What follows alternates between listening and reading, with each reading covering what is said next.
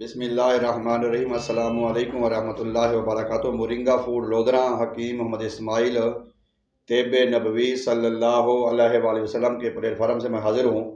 ناظرین، طب نبوی میں ہماری پچھلی ویڈیو میں زہر کے بارے میں، جادو کے بارے میں ہم نے پڑھا، اور ہمارے نبی پاک صلی اللہ علیہ وسلم کا جو طریقہ تھا وہ ہم نے پڑھا ہے۔ اس میں جو زہر کا علاج ہے وہ کہہ کے ذریعے بھی ہمارے نبی پاک نے فرمایا ہے، کہہ کے ذریعے۔ تو اس میں بھی ہمیں کچھ حدیث ملتی ہیں کہ نبی پاک صلی اللہ علیہ وسلم نے فرمایا کہ جو بیماری کا مسئلہ حل نہ رہا ہو، جیسے آج کل معدے کی بیماریاں ہیں، معدے کی بڑی پریشانی رہتی ہے، تو کہہ کے ذریعے بھی علاج کرنا یہ طب نبوی ہے۔ ان کے طریقہ محمد مصطفیٰ یا حکم محمد مصطفیٰ صلی اللہ علیہ وسلم ہے کہ کہہ کے ذریعے یہ جو علاج ہوتا ہے۔ اس میں حضرت ابی طلحہ کی حدیث پاک ہے، ابو دردہ سے روایت ہے کہ رسول اللہ صلی اللہ علیہ وسلم نے کہہ کی پھر وضو فرمایا۔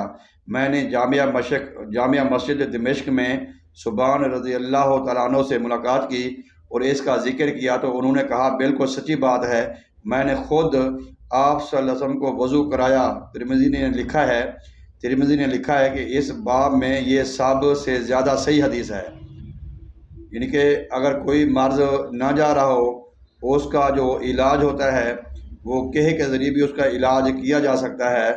اور اس کے علاوہ وہ کہہ کے بعد پھر آپ نے وضو فرمایا، وضو کے بعد فرمایا کہ یہ بھی ایک علاج ہے، طریقہ علاج ہے۔ ناظرین، یہ جو علاج ہوتے ہیں یہ مختلف طریقوں میں مختلف علاج ہوتے ہیں۔ یہ ضروری نہیں ہے کہ جو ہمارے پاکستان میں علاج ہے ہندوستان میں بھی ویسا ہو یا حجامہ ویسا ہو۔ یہ جو حجامہ یا پچنے لگانا، کپنگ تھراپی، یہ گرم ممالک میں زیادہ ہوتی ہے۔ بھائی، گرم ممالک میں زیادہ اس کا رواج ہے، زیادہ فائدہ بھی ہوتا ہے، اور سرد علاقوں میں اس کا رجحان کم ہے اور اس کا اثر کم ہوتا ہے۔ اور اس میں یہ بھی ہمیں حدیث پاک سے معلوم ہوتا ہے کہ ہم اگر کسی حکیم کے یا کسی طبیب کے پاس جاتے ہیں، وہ نبی پاک صلی اللہ علیہ وسلم کے نے فرمایا ہے کہ طبیبوں کے پاس تم جاؤ، حکیموں کے پاس جاؤ، لیکن حکیم آج کاروباری حکیم نہ ہوں، وہ فسادی حکیم نہ ہوں، لالچی حکیم نہ ہوں، جو خوف خدا والے اور عشق محمد مصطفیٰ والے حکیم ہوں۔ تو خیر، کہہ کی بات ہو رہی ہے، کہہ کے بارے میں، کہہ کے ذریعے جو بے شمار بیماریوں کے فائدے ہیں۔ کہہ سے معدہ کی صفائی ہوتی ہے، اس میں قوت آتی ہے، آنکھ کی روشنی تیز ہوتی ہے اور سر کی گرانی ختم ہو جاتی ہے، گردوں اور مثانہ کے زخموں کے لیے بے حد نافع ہے۔ یہ جو الٹی ہم کرتے ہیں، جو کہ ہم کرتے ہیں، یہ ہمارے نبی پاک نے کی ہے، کرائی ہے، حکم فرمایا ہے۔ اس سے معدہ کی صفائی ہوتی ہے، اس سے قوت آتی ہے، آنکھ کی روشنی تیز ہوتی ہے، سر کی گرانی ختم ہو جاتی ہے، گردوں اور مثانہ کے زخموں کو بے حد نافع ہے، اور امراض مثلا جزام، استقاء، فالج رشا کے لیے نفع بخش ہے، یرکان کے لیے اکسیر ہے۔ یعنی کہ یہ جو الٹی ہے، جو کہ ہے، اس کا صحیح طریقہ یہ ہے کہ تندرست شخص ہر مہینہ 2 بار متواتر کہہ کرے، یعنی کہ اس کا صحیح طریقہ طب نبی کے مطابق ہر صحت مند تندرست بندہ ہر مہینے میں 2 بار متواتر کہہ کرے، جس سے کسی عضو کا دور کا لحاظ نہ ہوتا ہو، یعنی کہ پہلی کہہ میں جو کمی رہ گئی ہو دوسری میں پوری ہو جائے، یعنی کہ 1 بار 2 بار 3 بار کہہ کرنی چاہیے، اور ان فضلات کا بالکل خاتمہ ہو جائے۔ معدے کو کہہ کی کثرت نقصان پہنچاتی ہے، یعنی کہ زیادہ بھی کہہ نہ کی جائے، زیادہ کہہ جو ہے وہ بھی معدے کو بھی اور یہ گلے کو بھی نقصان پہنچاتی ہے۔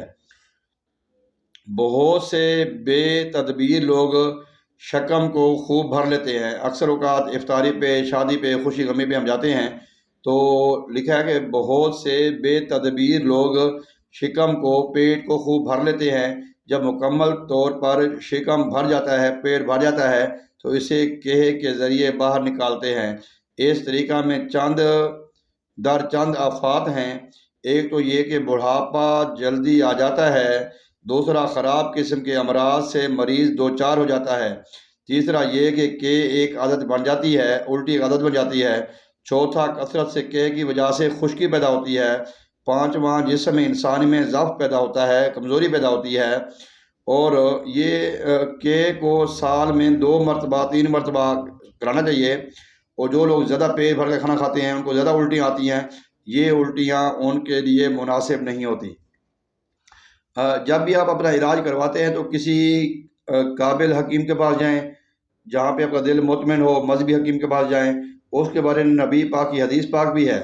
نبی کریم صلی اللہ علیہ وآلہ وسلم کے مبارک دور میں ایک شخص کو زخم آ گیا، اس زخم سے خون بہنے لگا، تو اس نے نماز کے 2 آدمیوں کو بلوایا، بنی انمار کے 2 آدمی کو بلایا، قبیلہ تھا بنی انمار کا، اس کے 2 آدمی کو بلایا، اور انہوں نے مریض کو دیکھا تو انہوں نے سمجھا کہ رسول اللہ صلی اللہ علیہ وسلم نے ان سے دریافت کیا ہے کہ ان میں فن طب میں کون سا زیادہ ماہر ہے۔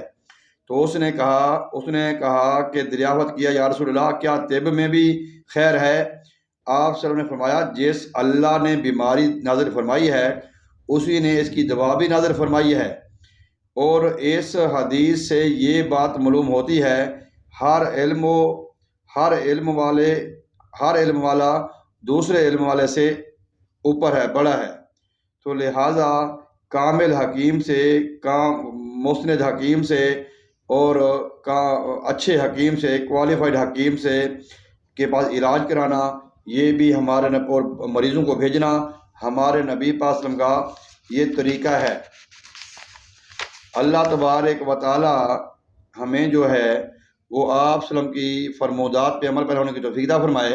نبی کریم صلی اللہ علیہ وآلہ وسلم ایک مریض کی عیادت کے لیے تشریف لے گئے۔ آپ نے فرمایا طبیب کو بلاؤ، طبیب کو بلا کر اسے دکھاؤ۔